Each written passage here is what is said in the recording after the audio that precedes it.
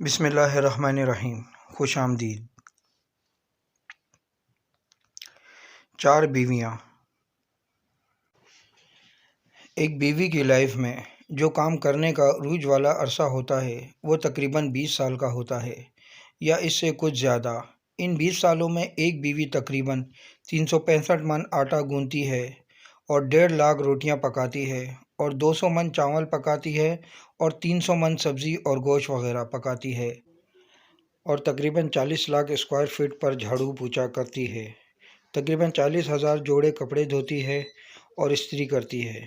اس کے علاوہ بچوں کے پیمپر بدلنا، اسکول بیگ اور ٹفن تیار کرنا، مہمانوں کے لیے کھانا تیار کرنا اور بھی بہت سے چھوٹے موٹے کام ہوتے ہیں جو سر انجام دیتی ہے۔